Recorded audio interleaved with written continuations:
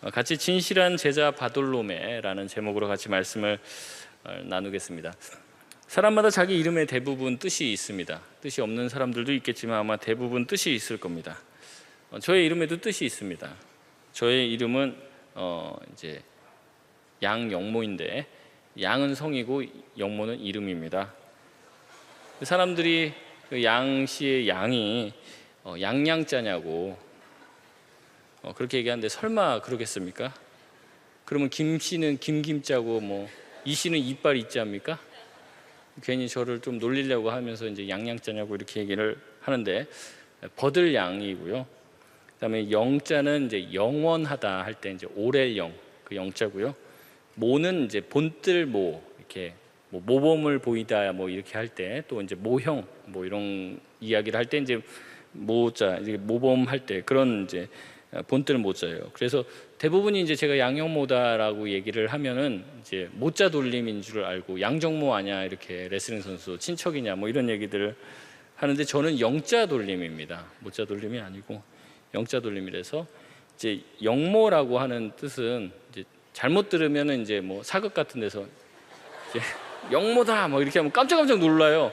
영모요 막 그러면서 막 그렇게 얘기하는데, 제 이름을 부르는 줄 알고 깜짝 놀라는데 그게 아니라 이제 영모죄, 그리고 제가 죄를 지으면 영모죄다라고 이렇게 얘기하시는 분도 있는데, 이제 말 뜻은 이제 영원을 뭐 본받자, 좋게 해석해서 영원한 것을 뭐 따르자 뭐 이런 식으로 이제 굉장히 좋게 해석을 하고 있습니다. 물론 이제 저희 할아버지께서 믿음 없을 때 지으신 이름인데 나름대로 좋게 해석하기로 작정을 했습니다.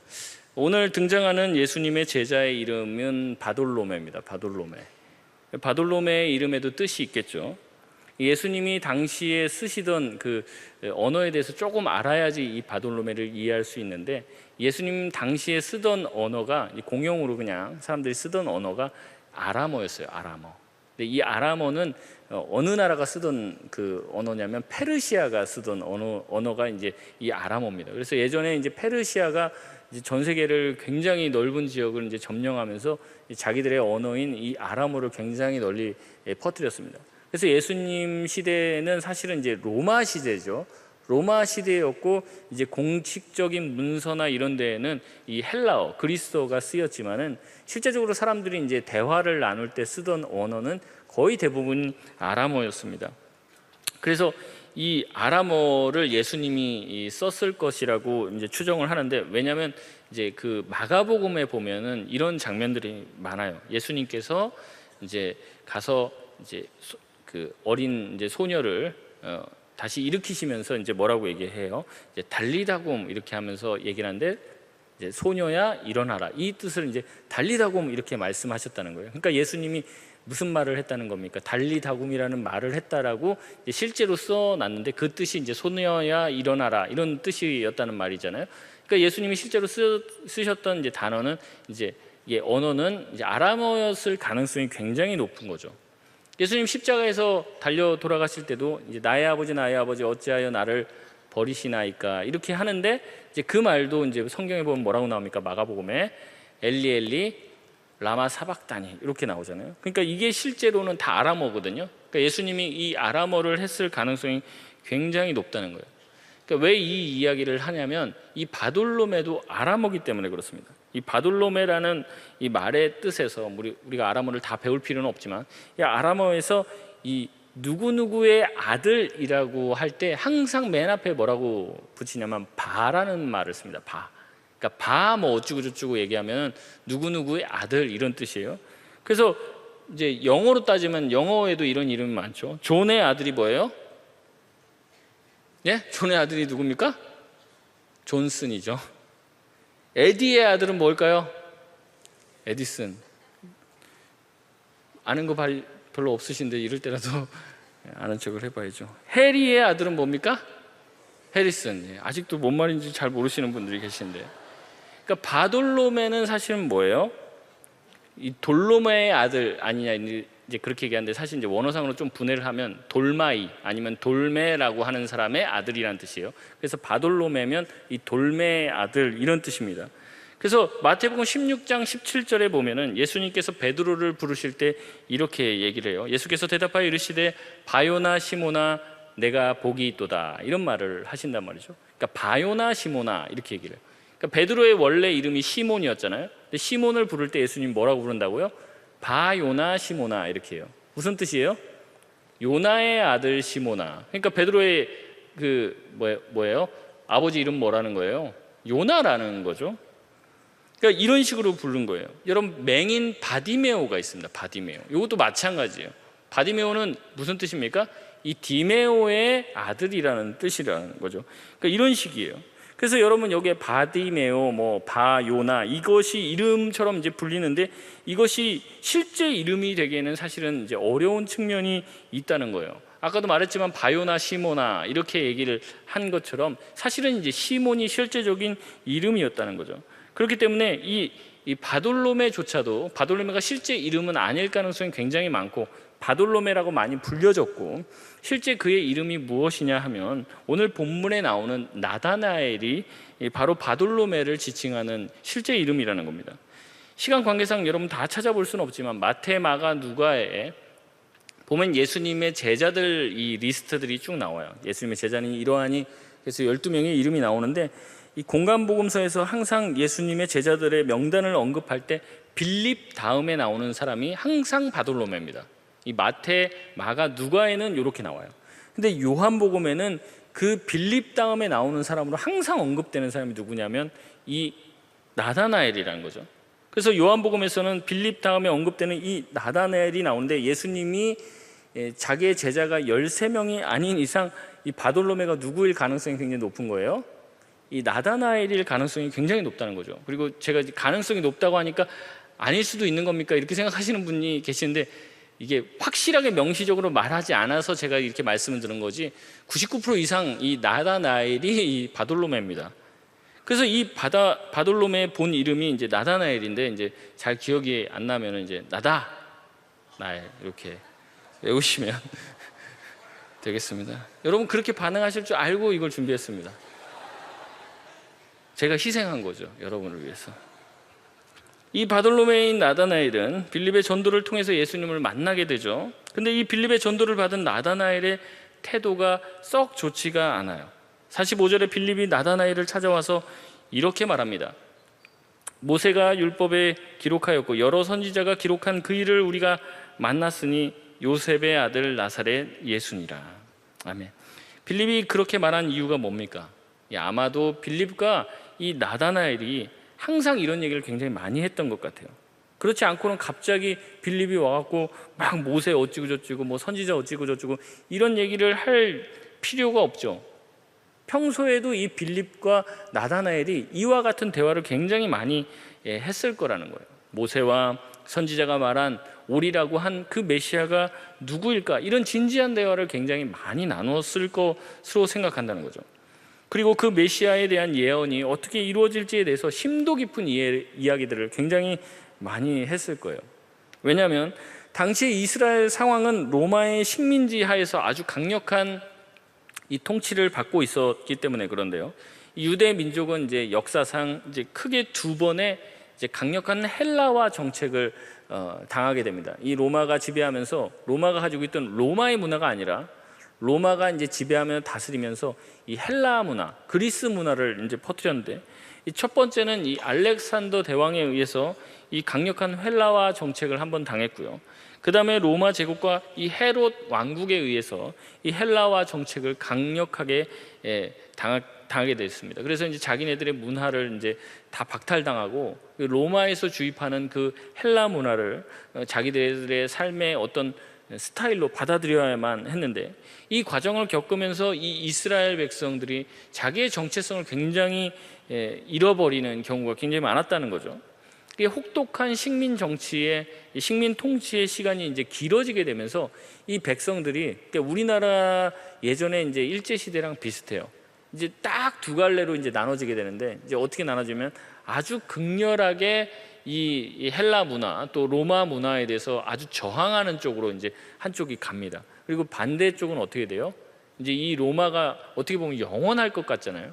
최소한 영원하지는 않아도 내가 사는 동안에 예전에 이제 암살 영화 그것도 보니까 왜 배반했냐 막 그렇게 얘기하니까 독립될 줄 몰랐다. 계속 일제가 계속될 줄 알았으니까, 그렇지, 나중에 독립될 줄 알았으면 내가 뭐하러 이제 배반하고 친일파가 됐냐. 그러니까 당시의 사람들도 이 로마라는 제국이 무너질 것 같지 않았기 때문에, 그러면 내가 이 세상을 살면서 편하게 살 수 있는 방법은 이 로마에게 붙어야겠다, 이렇게 생각을 한 거예요.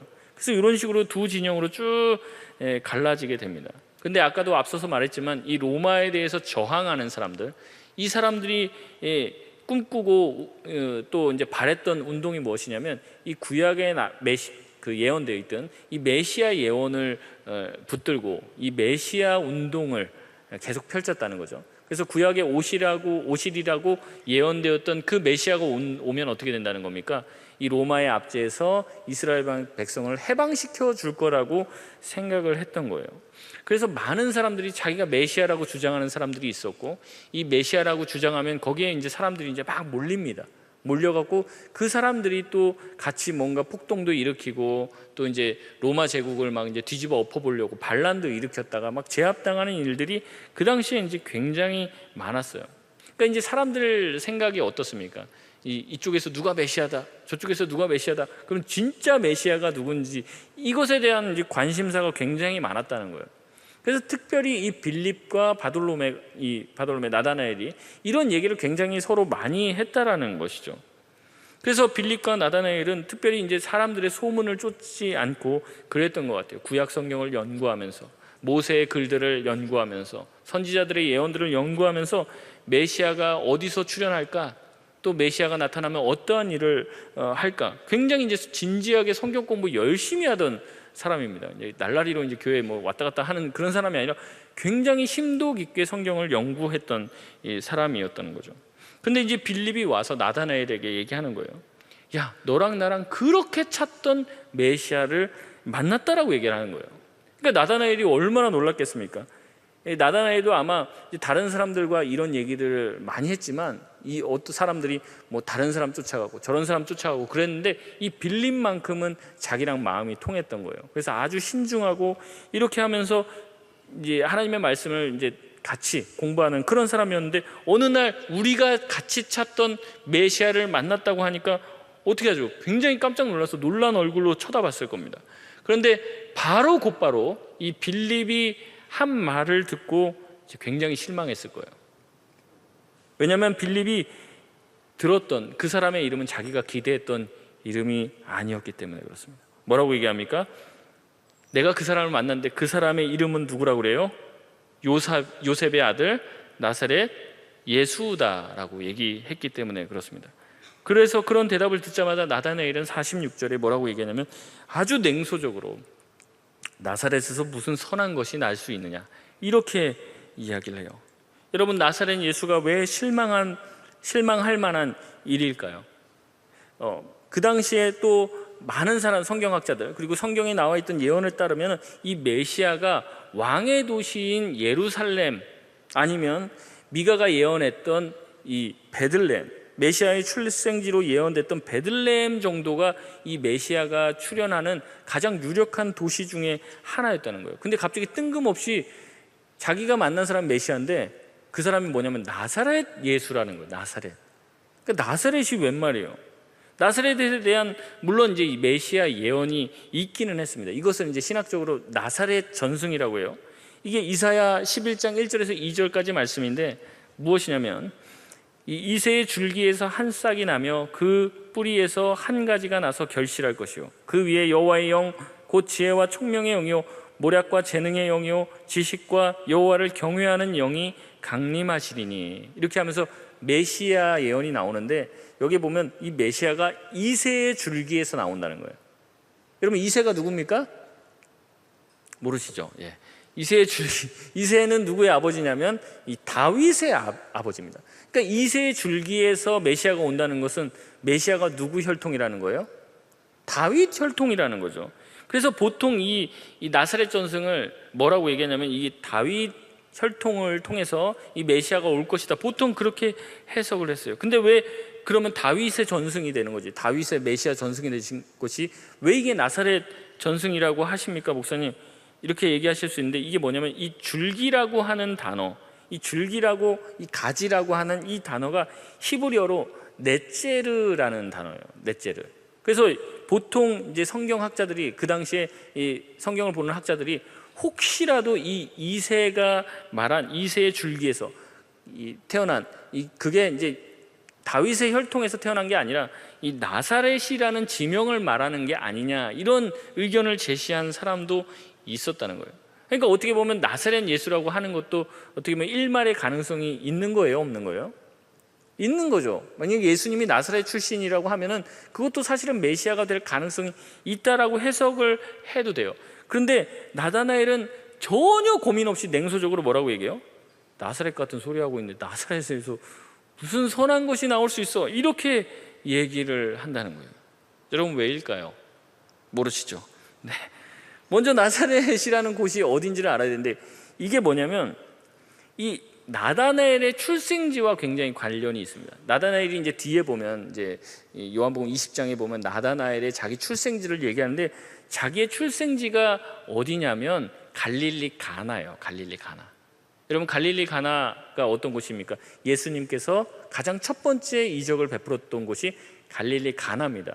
근데 이 갈릴리 가나에서 물이 포도주가 되는, 이 혼인잔치에서 물이 포도주가 되는 이 첫 번째 이적을 행하신 곳, 거기가 바로 이 나다나엘의 고향인데, 이 나다나엘의 고향인 이 갈릴리 가나와 나사렛까지의 거리가 한 10km 정도 떨어져 있어요. 10km. 그러니까 이제 빨리 이제 좀 걸어가면은 몇 시간 안에 갈 수 있고, 차로 가면 15분, 20분 걸리는 거예요. 그러니까 사실은 이 당시에 무슨 교통이 굉장히 좋지 않고 그러지만은 사실은 저쪽 건너쪽 마을 정도 되는 거예요. 10km면. 그러니까 이 나다나엘이 어렸을 때부터 자기 고향인 갈릴리 가나에서 살면서 나사렛에 대해서 알까요, 모를까 봐요. 굉장히 잘 아는 거죠. 나사렛 바로 옆 동네입니다. 이거 실제로 이제 성경 연구가들이 말하면 뭐라 하냐면, 예수님 당시 이 나사렛이라는 동네는 한 30여 가구가 모여 살던 곳이에요. 30여 가구, 한 150명 사는 곳입니다. 그러니까 우리 공동체 숫자도 되지가 않는 거죠. 굉장히 작은 곳이에요. 여러분, 아마 나다나엘은 거기 나사렛 동네에 사는 사람은 아마 절반 가까이를 다 알고 있을 거예요. 그러니까 이 나다나엘이 이 자기 나사렛에서는 너무 잘 알고 있는 거죠. 그리고 만약에 메시아가 태어났다면, 메시아가 존재했다면 자기랑 어때요? 나이가 비슷할 거 아니에요. 그러면은 엔간하면 자기가 다 안단 말이에요. 거기 있는 사람들 엔간하면. 그런데 자기가 듣도 보지 못한 이 나사렛에서부터 나온 예수? 야, 나사렛에서 무슨 선한 게 나와? 거기는 내가 다 알고 너보다도 훨씬 더 잘하는데 나사렛에서는 선한 게 나올 수가 없어, 이렇게 얘기를 했다는 거죠. 여러분, 혹시나 해서 말씀드리지만 예수님이 태어난 곳이 어디예요? 베들레헴입니다. 베들레헴. 예수님이 베들레헴에서 태어나셨죠. 이제 호적을 하러 가라고 이제 로마의 황제가 얘기를 해서 자기가 살던 곳에서 어떻게 합니까? 이제 예수님의 부모님이 이 베들레헴에 갔다가 거기서 이제 베들레헴 다윗의 동네에 가서 이제 호적하러 갔다 거기서 이제 낳게 되고, 다시 어떻게 합니까? 고향으로 돌아오는데 거기가 이제 나사렛인 거예요. 그러니까 예수님이 태어나기는 어디서 태어났어요? 이 베들레헴에서 태어나서 사실 자란 곳은 나사렛에서 자란 거예요. 그래서 많은 사람들이 예수님의 출생인 나사렛에서 이게 태어난 줄 알고 있는데, 그게 아니라 베들레헴에서 출생하고 자라난 곳이 이제 나사렛이라는 거죠. 그래서 어떻게 보면 예수님의 탄생이 베들레헴에서 있었고, 그 다음에 나사렛에서 자랐다면 예수님의 예언이 성경대로 그대로 이루어진 것이죠. 어쨌든 나다나엘은 오히려 예수님이 다른 곳 출신이라면 믿었겠지만 나사렛 출신이라고 얘기했을 때 메시아라고 하는 그 사실이 굉장히 믿기 힘들었다는 거예요. 왜냐하면 나사렛을 아니까 예수님을 믿기 힘든 거예요. 나사렛, 저와 여러분 모르니까 예수님 잘 믿지만 나사렛을 너무나도 잘 아는 사람은 예수님을 믿기 힘든 것이죠. 실제로 누가복음 4장에 보면 예수님께서 공생의 사역을 시작하며 자기의 고향인 나사렛에 가십니다. 그리고 거기서 말씀을 전해요. 말씀을 전하는데 이 말씀이 굉장히 은혜로운 말씀을 막 전하니까 사람들이 놀랍니다. 놀라서 뭐라고 자기네들끼리 수군거리냐면, 야, 이 사람이 요셉의 아들 아니냐, 이렇게 얘기를 해요. 아, 요셉의 아들, 그러니까 우리 알잖아, 쟤 그때 봤던 그 애잖아, 이렇게 얘기를 하는 거예요. 아니, 요셉의 아들이 많이 컸네, 이런 얘기도 할 줄 알고, 아유 대견하다, 귀하다, 뭐 이렇게 얘기를 하는 거죠. 이 말이 예수님을 칭찬하는 말입니까? 그렇지 않죠. 무시하고 깎아내리는 말이에요. 그래서 예수님께서도 누가복음 4장 24절에 이렇게 말씀하십니다. 또 이르시되 내가 진실로 진실로 너희에게 이르노니 선지자가 고향에서는 환영을 받는 자가 없느니라, 이렇게 얘기하는 거예요. 그래서 우리 교회 출신의 내 사람이 누군가가, 우리 공동체 출신의 누군가가 신학교로 가게 되고 전도사님이 돼갖고 돌아오면 우리가 어떻게 합니까? 아이, 전사님 뭐 이렇게 하면서, 뭐 전사님이라고 불러야 돼요? 오빠라고 해야 돼요? 막 이러면서, 그러니까 간을 보는 거죠. 도대체 존댓말인지 반말인지 알 수 없는 말을 하는 거예요. 성경의 예언이 이루어졌습니다. 선지자가 그 고향에서는 환영을 받지 못한다는 말이 이루어진 거죠. 여러분, 똑같은 거예요. 그러면서 막 얘기하는 거죠. 이게 나중에 목사님까지 돼도 막 그렇습니다. 같이 뭐 옛날에 까불고 놀고 막 자매들 쫓아다니고 막 그래놓고선 같이 막 고스톱도 치고 막 그랬는데 갑자기 네가 목사야? 야씨 막 그러면서 무시한다는 거죠. 이 나다나엘이 그런 거예요. 이 나사렛에서도 너무 잘하니까 거기서 메시아가 나, 이거 믿을 수가 없는 거죠. 나다나엘은 예수님이 메시아라는 이야기를 듣고 처음엔 놀랐지만은 그가 나사렛 출신이라는 얘기를 듣고 거기서 무슨 선한 것이 나오겠냐라고 반문하며 무시를 합니다. 저와 여러분이 이런 편견에서 벗어나야 될 줄 믿습니다. 하나님은 우리같이 더러운 죄인들, 욕심 많고 불평 많고 감사할 줄 모르는 저와 여러분을 하나님께서 우리를 하나님의 자녀로 삼아주시고 우리를 변화시켜 주셨지 않습니까? 그렇다면 하나님께서 저 부족한 전도사님, 저 무지한 그 분들을 변화시켜서 하나님의 귀한 일꾼, 하나님의 귀한 메신저로 세우실 수 있지 않겠습니까? 아멘 안 하시는데.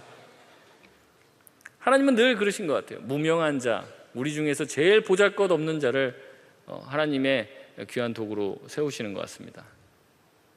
아멘이라고 해야 될지 말해야 될지 모르겠는데, 그러니까 우리 주변에 있는 우리 전도사님들, 우리 신학생들이 있다면 여러분 잘 존중해주고 잘 세워주셔야 돼요.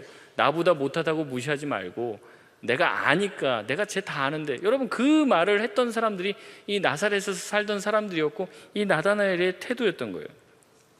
여러분, 역사를 보면 부족한 사람일수록 하나님이 쓰셔요. 왜냐하면 그 사람이 잘나면 그 사람이 드러나지 하나님이 드러나지 않기 때문에 그렇습니다. 그 부족한 사람이 정말로 위대해지고 부족한 사람이 하나님의 일을 크게 할 때 하나님께서도 저런 부족한 자를 쓰시는구나, 그러니까 나는 하나님이 더 위대하게 쓰시겠네 라는 희망을 주고, 하나님의 위대하심, 저런 사람도 변화시킨단 말이야. 이런 하나님의 위대하심이 드러나게 되는 것이죠. 그래서 이런 냉소적인 나다나엘을 가리켜서 빌립은 뭐 구체하게 여러 가지 말하지 않습니다. 이 빌립도 아마 갈릴리도 살고 있고 이 나사렛에서 멀리 떨어져 있지 않기 때문에 자기도 어느 정도는 그런 편견을 가지고 있었을 거예요. 그런데 빌립은 단순하게 얘기를 하는 거죠. 와보라. 너도 한번 뭐 딴 얘기 하지 말고 자꾸 뭐 나사렛이라고 하니까 무시하고 그러는데 그러지 말고 와서 한번 네가 만나봐. 그럼 너도 나처럼 변할 거야. 이 얘기를 하는 거예요. 그래서 어떻게 합니까? 너도 만나보면 생각이 달라질 거라는 그 기대감을 품게 하고 이 나다나엘을 재촉합니다. 나다나엘은 빌립의 이 말에 반신반의하면서 아마 쫓아갔을 거예요. 그렇게 길을 나선 나다나엘이 예수님께 다가가자, 이렇게 길을 나서서 오던 이 나다나엘을 본 예수님이 나다나엘을 보자마자 이렇게 이야기를 합니다. 우리 47절 말씀인데요, 우리 같이 한번 읽어보겠습니다. 시작. 예수께서 나다나엘이 자기에게 오는 것을 보시고 그를 가리켜 이르시되 보라, 이는 참으로 이스라엘 사람이라 그 속에 간사한 것이 없도다. 아멘. 예수님은 사람의 겉을 보는 분이 아니죠. 속을 보세요. 마음을 보신다는 말입니다. 그런데 이 속을 보고 이 심령, 마음속 깊은 곳을 감찰하시는 이 예수님이 나다나엘을 보자마자 하는 말이 뭐예요? 간사함이 없다라고 얘기합니다. 돌로스 우크, 간사함이 없는 자다라고 얘기합니다. 간사함은 뭡니까? 거짓, 위선, 기만, 가식, 이런 것들을 말하는 거죠. 나다나엘에게는 이것이 없다는 거예요. 예수님이 속으로 다른 노림수를 갖지 않은 아주 청결한 사람이라는 이야기를 합니다. 여러분, 예수님께 이런 평가를 듣는 것은 정말 대단한 것이에요. 나다나엘은 정말 순수하게 살았던 것 같습니다. 나다나엘은 정말 순수하게 하나님을 갈구하고 메시아를 갈구하고 이스라엘의 회복을 간절히 원했던 사람이에요. 정말로 메시아가 와서 우리 이스라엘 민족을 회복시켰으면 좋겠다. 뭐 다른 이유가 아닙니다. 정말 메시아가 오셔서 이 나라를 정말 새롭게 했으면 좋겠다, 이런 간절한 마음을 가졌던 사람이에요. 이 다른 어떤 제자들이 들어올 때부터 이미 메시아를 통해서, 이 예수님을 통해서 뭔가 이득을 취하거나 노림수를 가지려고 했던 장면들이 굉장히 많아요. 예수님을 이용하려고 하는 거죠. 자기의 출세를 위해서 예수님을 사용하려고 합니다. 그런데 어떻게 합니까? 이 나다나엘은 예수님 처음 만났는데 예수님이 이 나다나엘에게 말하는 게 뭐냐면 그의 마음에 간사한 게 없다는 거예요. 어떤 다른 노림수나 거짓이 없이 순수하다는 거죠. 저와 여러분이 예수님 앞에 서면 어떤 평가를 받게 될까요? 야, 너 보니까 완전히 정말 순수하다. 넌 도화지, 흰색 도화지 같은 그런 존재다. 여러분, 그런 얘기를 들을 수 있을까요? 야, 너는 진짜 네가 이 자리에 앉아있는 거 보니까 너는 정말 나를 너무 사랑해서 오직 그 한 가지 이유로 이 자리에 앉아있구나. 넌 정말로 귀하다. 주님이 그렇게 평가하실까요? 여러분, 이런 평가를 정말 들을 수 있다면 정말 대단한 사람 아닙니까? 아마 우리를 보면 예수님은 다 대부분 혀를 끌끌 차며 너 또 그것 때문에 왔구나, 뭐가 또 일이 안 풀리니? 그런 간사함이 우리 가운데 크고 작게 있을 것이요. 우리가 정말로 하나님 한 분만을 사랑해서 이 자리에 나오냐는 거죠. 우리가 찬양하고 주님 앞에 나아가고 예배하고 기도하는 모든 것들, 그게 정말로 하나님의 말씀을 배워서 순종하고 하나님의 뜻대로 살려고 하는 한 가지 이유만을 가지고 우리가 이 자리에 서 있느냐는 거예요. 아니면 다른 간사한 의도나 어떤 목적들을 가지고 혹시 이 자리에 있고 있는 것은 아닙니까? 혹시나 우리 안에 있는 종교심들, 아니면 사람 만나는 게 좋아서, 이런 분위기에 어떤 찬양이 좋아서 낮에 계속 놀다가 뭐 그래도 교회 안 가면 안 될 것 같은데 하나님이 벌하실 것 같은 그런 어떤 싸늘한 기운에 이제 교회 오게 되시는 분들도 계시겠죠. 또 착해서 교회 오시는 분들이 있어요. 옆에서 오자 가자 하니까 또 착해서 오시는 분. 어떤 분은 믿음 있는 척 하려고 내가 이 태풍을 뚫고 교회 가리라, 내가 한번 보여주리라, 막 이런 마음으로 믿음 있는 척 하고 나오신 분이 혹 계신지 모르겠습니다.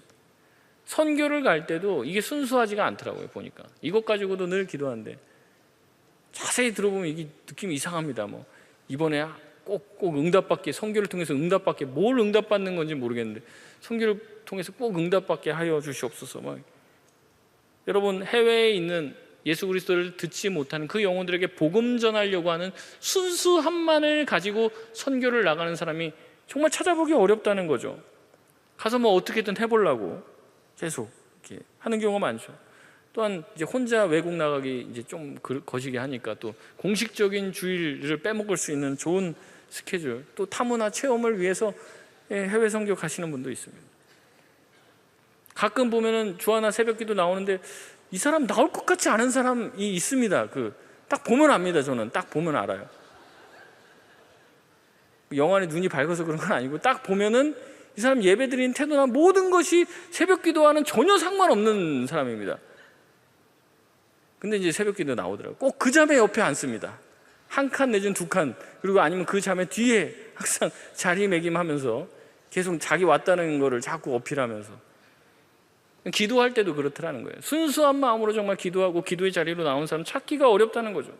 우리가 전도를 하고 국내 선교 가고 하는 모든 것도 정말 할머니 할아버지들의 영혼을 정말 변화시키고 그분들 천국 보내려고 하는 오로지 순수한 마음을 가지고, 그런 한 마음을 가지고 아주 정말 정결하게, 아주 인테그리티하게 그렇게 하나님 앞에 나아가는 사람 찾기가 어렵다는 거예요.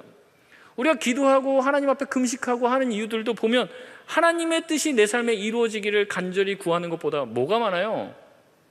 지금 빨리 예수님의 힘을 빌려서 뭔가 이번에 꼭 합격해야 되고, 예수님의 힘이 강력하게 나를 도와주셔서 이번에는 올해 넘기면 안 되는데, 올해 9수인데 지금 올해 넘기면 안 되는데, 뭐 이런 생각들을 가지고 주님 앞에 나오는 경우가 많이 있다는 거죠. 여러분, 우리가 그렇게 마음에 여러 가지 동기와 의도와 목적을 가지고 이 자리에 있는데 예수님이 정말 우리의 마음과 심령을 꿰뚫어 보시면서 너는 정말 간사함이 없구나, 그런 평을 들을 수 있냐는 거예요. 우리는 날마다 기도합니다. 겉과 속이 일치하게 해달라고. 하지만 그런 기도를 하면서도 우리 서로를 보며 실망하죠. 다른 의도와 다른 노림수를 가지고 있는 상대를 보면서 서로 손가락질. 저 가식적인 거 봐. 본인도 마찬가지인데. 여러분, 그게 죄인인 우리 인간의 수준입니다. 저도 마찬가지입니다. 제가 이 자리에 서 있으면서 하나님의 말씀만 전달해야 되지 않습니까? 순수한 말씀 전파의 자리가 돼야 되는데 자꾸 그런 유혹을 받는 거예요. 오늘도 어떻게 하면 한번 터뜨려 볼까? 지금도 이거 제 간사함이 지금 드러난 것 같은데, 이렇게 하면 우리 청년들이 좋아하겠지, 뭐 이런 생각. 오늘 설교했고 오늘 청년들, 목사님 오늘 설교 너무 좋았어요, 이런 말 듣고 싶은데 어떻게 하면 될까, 뭐 이런 생각들. 그러니까 하나님이랑 상관없어지는 거죠. 자꾸 그런 유혹들을 받는 거예요. 제 안에도 간사함이 움트고 있는 거죠. 여러분, 목회를 한다고 했을 때, 목회를 내가 하겠다, 다른 일을 안 하고 목회를 하겠다라고 했을 때 정말 그때의 순수함을 끝까지 잃어버리지 않는 사람이 얼마나 되겠습니까? 여러분, 어떻게 보면 목회라는 길을 딱 떠날 때는 그래요. 정말 하나님의 일을 하려고 내 거를 다 내려놓는 거죠. 어떻게든 정말 주님, 아프리카 맨날 자꾸 아프리카 얘기할 때 아프리카 보내셔도 저는 가겠습니다. 처음엔 이렇게 나가죠. 근데 여러분, 이 길에 들어서서 목회를 하다 보면 정말로 월급 안 주고도, 월급 안 받고도 이 일을 할 만한 정말 순수한 동기를 가지고 있는 사람이 얼마나 많이 있겠습니까? 저도 안 그래요. 저도 다른 목사님한테 또 가서 묻지는 마십시오. 목사님, 테스트 한번 해보겠습니다. 목사님, 간사함을 내가 파악하려고 합니다. 목사님, 월급 안 받으셔도 사역 계속 하시겠습니까? 이런 도전적인 질문을 하지 마시길 바라고, 혹시라도 제가 그렇게 된다면 돌아가면서 밥 좀 사주시면 좋겠는데요. 순수한 마음을 가지고 자기의 그 자리에 있는 것이 쉽지가 않다는 거예요. 우리 모두가 다. 그런데도 불구하고 자기 성찰하지 않습니다. 남만 손가락질하지. 너가 목자냐? 너가 사랑장이냐? 너가 교회 다니는 사람이냐? 그러고만 있는 거죠. 여러분, 그런데 이 나다나엘이야말로 어때요? 간사함이 없는, 노림수가 없는 참 이스라엘 사람이다라는 칭찬을 들어요. 정말 나다나엘 대단한 사람 아닙니까? 그러자 이런 칭찬을 들은 나다나엘이 48절에 이렇게 얘기합니다. 어떻게 주님 나를 아십니까? 놀라죠. 그러자 예수님께서 이렇게 말씀합니다. 우리 48절 우리 같이 한 목소리로 읽어보겠습니다. 시작. 나다나엘이 이르되 어떻게 나를 아시나이까? 예수께서 대답하여 이르시되 빌립이 너를 부르기 전에 내가 무화과 나무 아래에 있을 때에 보았노라. 아멘. 무화과 나무 아래에서 뭘 하고 있었을까요? 이제 이 내용에 대해서는 이제 사실 성경에 명시적으로 말하고 있지는 않습니다. 그렇기 때문에 이제 많은 신학자들이 이럴 것이다, 저럴 것이다 얘기를 많이 해요. 근데 공통된 의견이 뭐냐면, 이 나다나엘이 무화과 나무 아래에서 어떤 영적인 깊은 체험을 했을 것이고, 이 영적인 깊은 체험은 다른 사람은 알 수가 없는, 하나님과 나만 알 수 있는 어떠한 일이 벌어졌다는 거죠. 그런 강렬한 체험을 했다는 거예요. 그래서 이 나다나엘이 혼자만 알고 있었던 어떤 특별한 경험인 거예요. 근데 그걸 지금 누가 언급을 한 거예요? 예수님이 지금 언급을 한 것이죠. 이 나다나엘의 내면에서 일어났던 일이기 때문에 아무도 알 수 없는 그 일에 대해서 예수님께서 언급을 하시는 거죠. 그래서 나다나엘이 이제 충격을 받게 되는 거예요. 자기와 하나님만이 아는 그 경험을 예수님께서 말씀하셨기 때문에 그런 거죠. 그래서 49절에 나다나엘이 대답하되 라삐여, 당신은 하나님의 아들이시요 당신은 이스라엘의 임금이로소이다. 이렇게 고백을 합니다. 먼저는 이 나사렛 예수, 나사렛에서 뭔가 선한 것이 나올 수 있겠냐, 말도 안 된다라고 얘기했던 사람이 먼저는 예수님을 선생님이라고 부릅니다. 그리고 바로 예수님은 하나님의 아들이시라고 하고 당신은 이스라엘의 임금이라는 고백을 합니다. 이것이 예수님의 제자들 중에서 가장 처음으로 예수님을 하나님의 아들, 이스라엘의 왕인 메시아로 고백한 가장 최초의 고백인 것이죠. 예수님을 만나자마자 이 고백을 합니다. 이러한 믿음의 고백을 한 나다나엘은 예수님은 50절에 네가 무화과 나무 아래에 있다는 것을 내가 보았다고 했기 때문에 나를 믿느냐, 앞으로는 더 큰 일을 보게 되리라 라고 말씀을 하십니다. 여러분, 그 큰 일은 무엇입니까? 51절에 나온 대로 하늘이 열리고 하나님의 사자들이, 인자, 예수 그리스도 위에 오르락 내리락 하는 것을 보게 된다는 말이에요. 다시 말해 인자이신 예수님을 통해 나다나엘, 네가 그렇게 마음에 사심 없이 바랬던 이스라엘 회복과 하나님 나라의 구원이 일어나게 될 것을 네가 볼 것이다라는 거예요. 그 약속대로 나다나엘은 예수 그리스도의 십자가와 부활을 경험하게 되는 것이죠. 그리고 예수님을 통해서 이 세상 가운데 하나님의 나라가 임하는 것을 보게 되는 거예요. 나다나엘은 이렇게 처음부터 예수님을 순수한 마음으로 따랐습니다. 물론 처음에는 자신의 편견으로 예수님을 나사렛 출신이라고 마음대로 편견을 가지고 판단했지만, 예수님을 만난 후에 나다나엘은 예수님께서 메시아라는 사실을 깨닫고 예수님을 전적으로 따르는 자가 되었어요. 물론 예수님이 십자가 고난 앞에서 나다나엘도 역시 두려워서 도망하였지만, 부활하신 예수님을 만나고 성령 충만함을 받은 후에 복음을 전파하다가 순교했습니다. 나다나엘은 전승에 따르면 인도와 이 아르메니아 그 일대까지 가서 이 선교하다가 순교를 했는데 이제 박피를 당해서 이제 죽었다고 해요.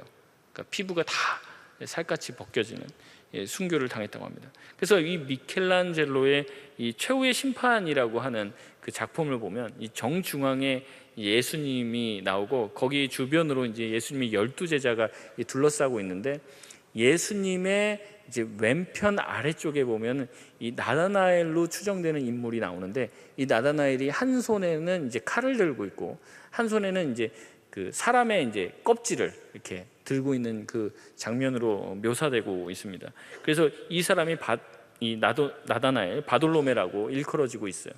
그래서 좀 얼마나 고통스럽게 죽었겠습니까? 얼마나 고통스럽게 순교를 했겠습니까? 그런데도 불구하고 예수 그리스도를 끝까지 전하다가 순교했다라고 전해지고 있습니다. 이렇게 간사함 없이 진실을 하다 칭찬받은 이 바돌로메는 평생을 주님을 위해 진실하게 살다 갔습니다. 말씀을 마치도록 하겠습니다. 하나님은 지금도 우리의 중심을 보세요. 그리고 우리의 과거, 현재, 미래를 보고 계십니다. 우리의 마음을 본다는 것은 때로는 기쁜 일이고 감사한 일이지만 때로는 무서운 일이 될 수 있어요. 왜냐하면 하나님께서는 마음을 보시기 때문에 항상 우리는 우리의 마음의 동기를 살펴야 되고 우리 마음이 진실한지를 점검해 봐야 된다는 거예요.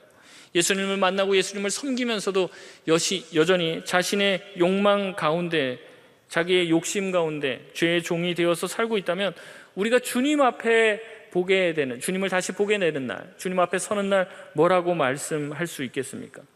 겉으로는 하나님의 일을 한다고 하면서 속으로는 자신을 드러내고 욕망으로 가득 차 있다면 우리는 우상을 섬기는 것이지 하나님을 섬기는 것은 아닐 것이에요.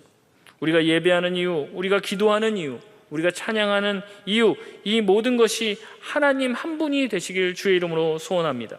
하나님 보시기에 간사함이 없이 진실한 자였던 바돌로메가 결국 이스라엘의 구원과 하나님 나라의 회복을 목격했듯이 순전한 마음과 정결한 중심을 가지고 우리가 나아가고 주님 앞에 헌신할 때 우리를 통해서 주님께서 그리스도의 푸르른 계절이 오게 하실 줄 믿습니다. 그런 순수한 마음들을 가지고 오염되지 않고 변질되지 않는 믿음 가지고 살아갈 수 있는 저와 여러분 되시길 바랍니다.